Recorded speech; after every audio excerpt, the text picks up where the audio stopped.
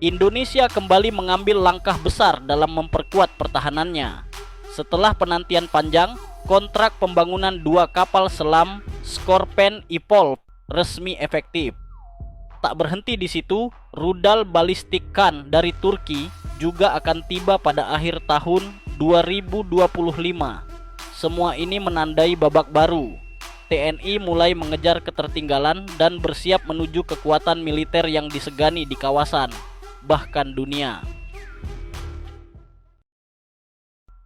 Skorpen Evolve, game changer bawah laut. Pada 23 Juli 2025, dunia pertahanan Indonesia mencatat momen bersejarah.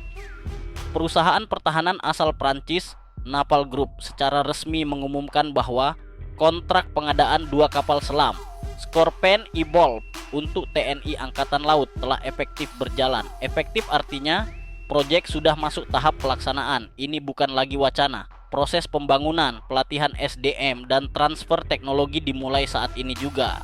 Ratusan insinyur dan teknisi Indonesia akan dilibatkan langsung, dan pembangunan dilakukan penuh di galangan kapal PT PAL Surabaya, Pusat Industri Maritim Nasional.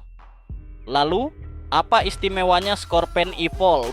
Inilah kapal selam diesel listrik generasi baru dengan teknologi baterai lithium ion penuh. Dengan sistem ini, kapal selam mampu menyelam secara senyap hingga 78 hari non-stop tanpa perlu muncul ke permukaan. Total masa operasi bisa mencapai 80 hari, menjadikannya salah satu kapal selam paling tahan lama di kelasnya. Jangkauan operasionalnya juga luar biasa, lebih dari 8.000 mil laut. Dengan daya jelajah ini, TNI Angkatan Laut bisa menjangkau seluruh kawasan strategis di Indo-Pasifik, dari Samudra Hindia, Laut Sulawesi, hingga ke kawasan rawan konflik seperti Laut Natuna Utara dan sekitarnya. Tidak hanya soal kekuatan, kapal selam ini juga simbol lompatan besar teknologi nasional.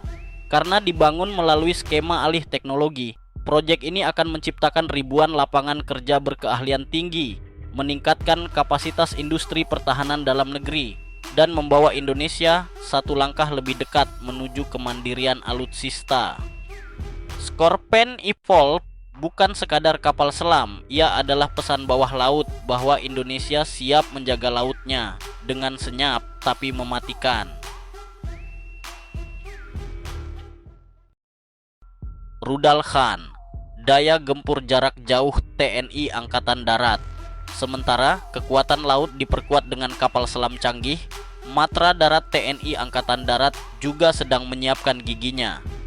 Rudal balistik taktis bernama Khan, versi ekspor dari rudal Bora buatan Turki. Kontrak pembelian rudal ini ditandatangani secara resmi pada pameran Indo Defense tahun 2022, menjadikan Indonesia sebagai negara pertama di dunia yang mengoperasikan versi ekspor Khan. Kini, setelah 2 tahun berjalan, kendaraan peluncur rudal tersebut, truk 8x8 BMC, sudah dipamerkan dalam ajang pertahanan IDEF 2025, lengkap dengan label untuk Indonesia. Tapi apa sebenarnya kekuatan rudal ini?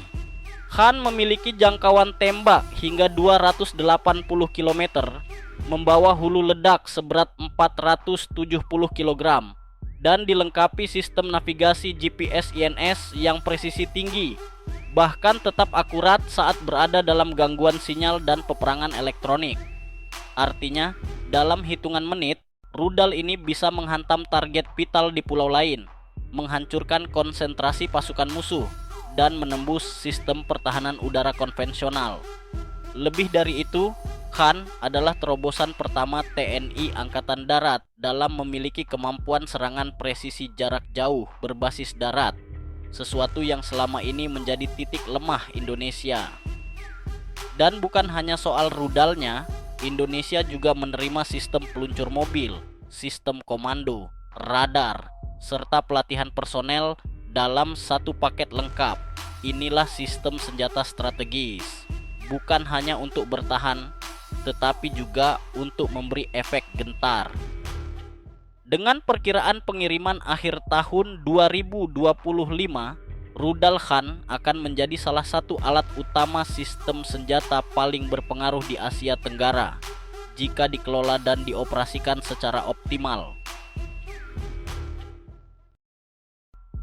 Mengejar ketertinggalan, modernisasi TNI. Kapal selam Scorpion Evolve dan rudal Khan hanyalah dua bagian dari gambaran besar. Indonesia sedang mengejar ketertinggalan militernya. Selama bertahun-tahun, postur pertahanan nasional terkesan stagnan. Meski memiliki wilayah laut yang sangat luas dan ribuan pulau strategis, Indonesia tertinggal dalam hal alat utama sistem senjata alutsista, baik dari segi kualitas maupun kuantitas. Tahun 2025, anggaran pertahanan Indonesia ditetapkan sebesar 165 triliun. Angka yang terus meningkat dari tahun ke tahun. Tapi ada satu catatan penting. Hanya sekitar 40% dari anggaran itu yang benar-benar dialokasikan untuk pengadaan alutsista baru. Dan secara keseluruhan, anggaran pertahanan Indonesia hanya setara dengan 0,77% dari produk domestik bruto (PDB). Jauh lebih rendah dibanding negara-negara tetangga seperti Vietnam, Malaysia, bahkan Filipina. Dengan hadirnya kapal selam Scorpion Evolve dan rudal balistik Khan, Indonesia mulai melangkah ke era baru kekuatan pertahanan. Ini bukan sekadar pembelian senjata, ini adalah pernyataan arah bahwa TNI dan Indonesia tidak ingin lagi tertinggal. Kita sedang membangun kemampuan bawah laut yang senyap tapi menggentarkan. Kita juga sedang mempersiapkan serangan presisi dari darat yang bisa melindungi pulau-pulau kita, bahkan sebelum musuh mendekat. Tapi pertanyaannya kini, apakah ini cukup untuk mengejar ketertinggalan selama puluhan tahun? Atau justru ini baru permulaan? Indonesia punya segalanya, sumber daya, posisi strategis, dan semangat juang. Tinggal satu hal, konsistensi dan keberanian untuk membangun kekuatan jangka panjang. Karena laut kita luas, udara kita terbuka, dan kedaulatan kita tidak boleh ditawar.